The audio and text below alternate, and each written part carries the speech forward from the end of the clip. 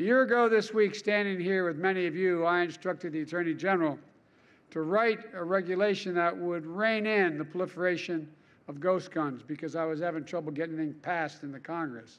A year later, we're here to keep that promise. If you haven't heard, new gun control just dropped. So yesterday, Joe Biden took to the stage in front of the White House and talked about both his new firearm policies that he's going to be pursuing regarding ghost guns, among other things, and also his new nominee for the head of the ATF. And once again, he was allergic to remembering the name of the organization that he was nominating the new leader of. In support of the dedicated men and women of the AFT, I'm proud to nominate Steve Dettelbach. He works side by side to support the work of federal, state, and local law enforcement, including AFT agents. I'd like to introduce my nominee to lead the AFT to you. Now, I know what some of you are saying. Brandon, I hate it when you get political. Dude, me too. I hate getting political. I was gonna enjoy making a new range video for you guys out in the beautiful Texas sunshine, but here we both are. Their fault, not mine. So anyhow, in this video, I'm going to be breaking down what exactly was said, what this means, and just generally pointing out how fucking stupid it is. Welcome to episode 35 of Brandon Makes Fun of Political Officials. But since this has actually succeeded in pissing me off so much, I'm going to be giving away a free, brand new 3D printer to one of you guys as an additional fuck you to these new policies. So if you stick around later, I'll tell you how I'm picking the winner. Alright, so what did these new guidelines actually say? Well, the primary focus was the ghost guns, or privately made firearms, as they're now calling them PMFs.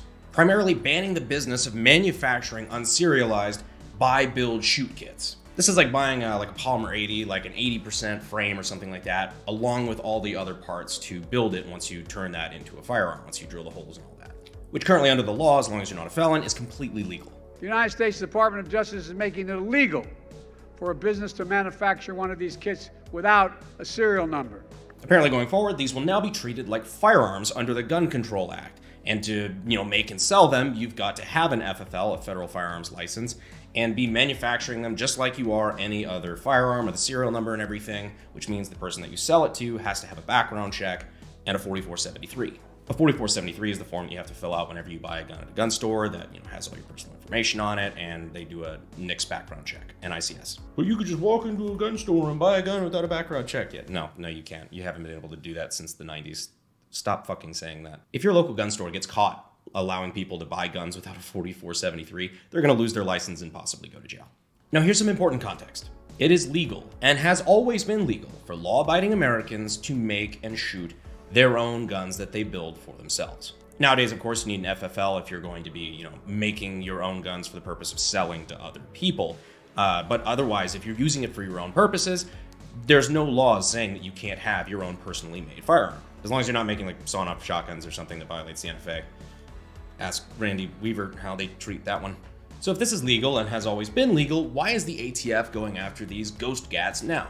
So when they say that ghost guns are showing up in more crimes than ever before, that doesn't necessarily mean anymore that they're talking about like an AR lower that was an 80% or like a Polymer 80 Glock or something. They're also now including guns that were picked up off the street that have defaced serial numbers, had the serial number scratched off. For the record, that's been illegal since the Gun Control Act of 1968. It's defacing a serial number.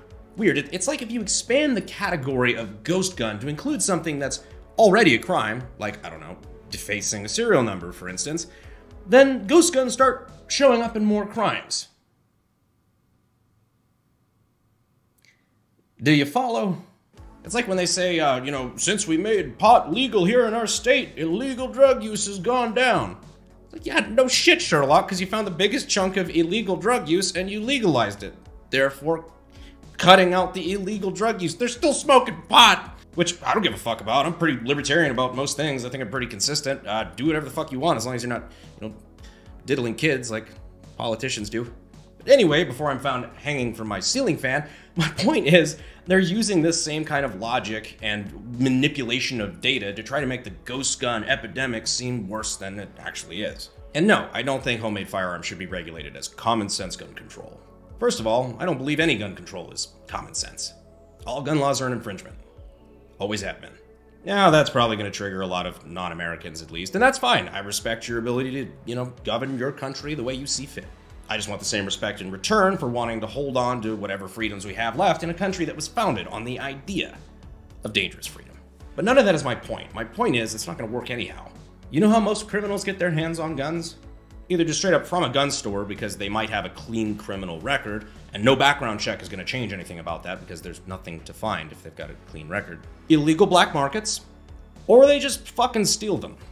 And since we're being all good and formal, I've got some data for that. According to a DOJ report on criminal weapons, an estimated 287,400 prisoners had possessed a firearm during their offense. Among these, more than half, 56%, had either stolen it, found it at the scene of the crime, or obtained it off the street or from an underground market. So it's not like even if this wasn't an infringement, which it is, it's not like this is cutting off a major source for guns used by criminals. Let's be honest with ourselves here, the average thug holding up a 7-Eleven for $82 in cash isn't exactly smart enough to be 3D printing his own guns, and he's sure as shit not going to a garage and drilling or milling out his own lowers. They're either buying a $200 high pizzle off the street, or they're just breaking into a truck that has an NRA sticker on it. By the way, don't put gun stickers on your cars and leave guns in them. You shouldn't have to say that, but come on, man. Come on, man. Now, if this has already motivated you to find out how you can get involved and fight laws like this, especially for the good chunk of you that I know are kind of college age, you might want to consider signing up with Young Americans for Liberty. You can join things like Operation Win at the Door as an election coordinator, for example. Operation Win at the Door is their program to help elect Pro-2A principled representatives to help fight gun control on the state level. I actually helped them promote this back in 2020, and a lot of you guys signed up, and some of you are actually still working at YAL at a national level. A lot of those candidates you guys helped elect actually wrote and or co-sponsored a lot of the constitutional carry bills that you're seeing pass now, including the state of Texas. Thanks for that, by the way. But they're fully covering housing, gas, and a bunch of other stuff. I definitely recommend checking them out. I'm going to leave the link in the description and in the pinned comment. It's yaliberty.org/AKguy. Definitely go check them out. So on to the next point, Biden literally did the I support the Second Amendment but thing. Not the butt thing.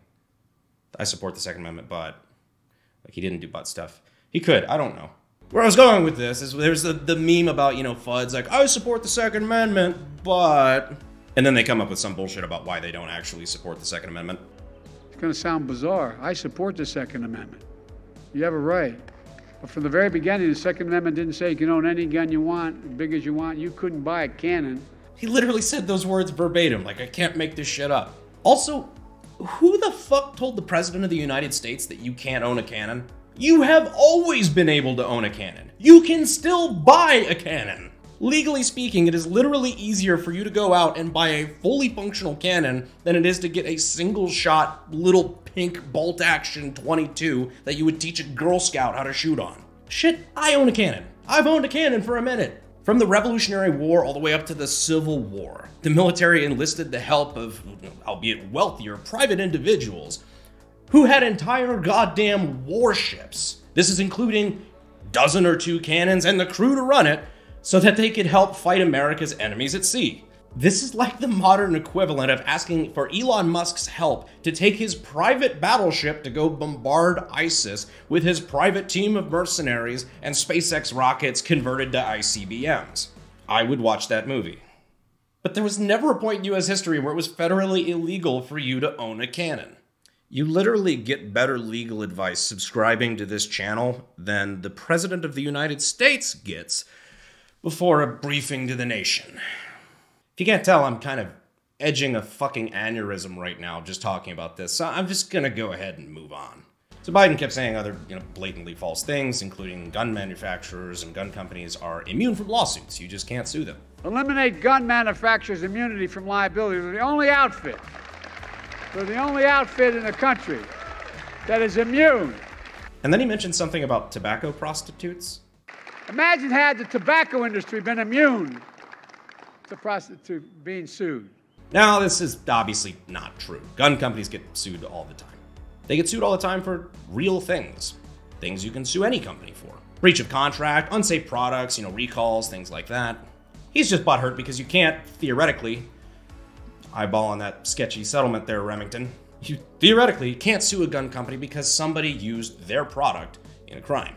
Which frankly is the way it should be. It's the way everything else is. Just like Home Depot can't be sued every time a homeless guy in St. Louis uses one of their hammers and beats someone to death with it. He also mentioned that you obviously don't need 20 rounds to kill a deer because And I said, what do you think the deer you're hunting are wear Kevlar vests? What the hell you need 20 bullets for? You must be a hell of a terrible shot. This is like the third time he's talked about deer wearing Kevlar vests. I don't know why he keeps saying that. I think somebody like awkwardly laughed at it once and he thought it was hilarious, and so he just keeps doing it. For one thing, multiple rounds doesn't have anything to do with penetrating Kevlar. M855A1 does. Second, we don't need 30-round magazines to protect ourselves from deer. We need those 30-round magazines to protect ourselves against any violent group of people who wants to unconstitutionally try to take said magazines. So anyhow, one of the other things that they changed here was some of the definitions of different firearm terminology. Like they redefined a suppressor and a frame or a receiver. The frame or your receiver being like the registered part of the gun. You could pretty much buy any part of any gun in the US largely just completely unregulated, except for the one part that the ATF considers to be the gun. On an AR-15, that's your lower. On an AK, it's your receiver. On a Glock, it's the frame. One of the weirder implications of this is because of how they phrased their new definition of frame or receiver, it kind of implies that the AR would have two of those. Both the upper and the lower would both be considered eligible to be the frame or the receiver. Like to buy one AR-15, you're technically buying two guns. It means you couldn't get uppers in the mail anymore. There's a lot of implications to that. Are they going to do this? I have no clue. But the phrasing seems to imply that they could. They did have a provision about like a previously approved design, like some of the old rulings or whatever would be grandfathered in. But who knows what that'll extend to, and who knows when they're gonna fucking change their mind about what's grandfathered or not. There's many stacks of letters from the ATF saying that bump stocks and FRTs were legal, so just something to keep an eye on. Whenever the ATF says anything is legal, remember, that means it's legal today. So far. Business hours haven't closed yet. They can change their mind. So on to the next major point, Biden's new AFT nominee, Steve Dettelbach. Today, to lead and support the dedicated men and women of the AFT, I'm proud to nominate Steve Dettelbach. Excuse me, I mispronounced your name. Steve is a former federal prosecutor under the Obama administration. He's nominated to be the new director of the ATF, a position that's been empty since 2015. Yeah, that's right. Trump never even tried to nominate an ATF director his entire 4 years in office. They've been working under acting directors of the ATF since 2015. So what's this Dettelbach guy's stance on guns? Well, I'll let you take a fucking guess. He's going to be the new face of Biden's push to attack guns and FFL holders like myself across the country and do as much damage to the gun community and gun industry specifically as possible. That's not an exaggeration, by the way. They bragged about this. And gun manufacturers, I'm coming for you. Period. Damaging the gun industry is the goal. Now, despite having his anti-gun tilt, Dettelbach was an advisor under Obama's Attorney General Eric Holder. Do you remember that guy? You know, the one who was responsible for Operation Fast and Furious that trafficked a bunch of guns to the cartels? The same guns that were later found to be used in the killings of multiple US Border Patrol agents? Pepperidge Farm remembers. Also, in a very odd and kind of uncomfortable moment, Joe randomly woke up and threatened to draft Dettelbach's 16-year-old kid. And my children, Allie and David, please.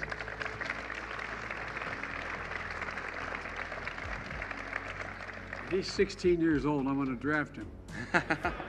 Hilarious, Joe. Haha. Anyhow, our best move with this guy is to do the same thing we did for Biden's last ATF nominee, David Chipman. You remember David Chipman, the Waco kid? Yeah, it's just a joke. There's no kids at Waco anymore. But we successfully fought David Chipman's nomination by repeatedly reaching out, calling our senators that represent us at the federal level, and voicing our concerns about David Chipman and urging them to hold the line against his confirmation. They do not have the votes to confirm this guy as long as we hold the line like we did last time. Biden can't just appoint somebody. It has to be approved by the Senate. So unless he can be quickly confirmed by the Senate, Dettelbach's chances of ever being ATF director are pretty much dead in the water, especially if his confirmation hearings last past the midterm elections. You see, we don't even need to win this. We just need to gridlock it so long that they really don't have the votes and they have to drop it. So all these new policies I've talked about, the new definition changes and things, are being wrapped under the name, the ATF's final rule. Little ominous. I suppose you could call this the ATF's final solution. Anyhow, my biggest problem with all of this isn't even what the rule changes say. My problem is that the ATF is an enforcement agency. They cannot make new laws. That is up to individual states and Congress with the president. That is how laws work. This is how laws work in the Constitution, which, by the way, is the only document that gives the government its power to do anything at all. After all, if it weren't for the US Constitution, the whole federal government would just be a very large, organized crime ring. In fact, they bear striking resemblance to that anyway. But my point being is a regulatory agency like the ATF does not have the constitutional authority to make laws. They can't make rules. So these rule changes aren't laws, but it sounds like they're going to be attempting to unconstitutionally enforce them like laws. It's because I was having trouble getting anything passed in the Congress, but I used what we call regulatory authority. Now, what's worse is the definitions that they're changing are actually laws. These are words that were defined by bills that were passed by the House and Senate and signed by the president. They're actual bona fide laws. So the ATF is trying to use their regulatory authority to change the definition of something that is actually a fucking law that defines what that word means in the law that was passed. They're superseding the checks and balances here. Do you get where I'm coming from here? Now, of course, if you end up on the wrong side of the law here, you can scream all day long about how unconstitutional it is. It's not going to get you out of jail. That leads me to my next point. To any law enforcement watching this, whether you be local, state, federal, whatever, please uphold your oath. The one that you swore to the people and to the Constitution of the United States. Because you didn't swear one to the politicians. Not only is some of the stuff coming down the pipe a violation of the Second Amendment, but it's a violation of the process that government needs to go through to be able to pass laws in the first place. They are shredding the checks and balances of how laws are made. Now, law enforcement is a valuable service for many, many, many things. But enforcing the unconstitutional attempts to write law by those who don't have the power to do so is not one of those things. They're counting on your obedience and your compliance to enforce this. Disappoint them. So anyway, I'm going to further spit in the face of people who think that gun control is even possible in the current year, and I'm going to be giving away a brand new Ender 3 to one of you guys. What are your top comments that I see that I either think is funny or clever or I just like? It's your 3D printer. Print what you want with it. So give it your best shot and keep an eye out because I'm going to be replying to the winner. I know this video probably wasn't as funny as, some of the desk videos that I usually do, and I apologize for that. I try to make this stuff as light as I can and, easy to consume, but at the end of the day, I think it's just important to get this information out here because out of all the rights that we've been losing over the last, decades and decades of gun control, it's important to just stay vigilant. This stuff may not seem like a huge deal, but when you watch a death by a million pinpricks over the course of a century of the rights that we had, pre-1930 to the rights that we have now, you realize why it's important to pretty much just throw up your heels and say, no, we're not doing it anymore. Anyhow, I hope this was informative to you. And if you're new to the channel, I'm sorry this is the one that you started off on, but we normally keep it a little bit lighter than this and, get into some of the cool gun stuff and whatever. New gun walls, just rad. So be sure to subscribe if you haven't already. Make sure the notifications are on. You can join that hashtag AKG notification squad. I appreciate you guys staying to the end. And as always, I'll see you sexy YouTube mother lovers in the next video. Thanks. Fuel is my obsession to make the perfect weapon. Like Rasputin's rise to the top.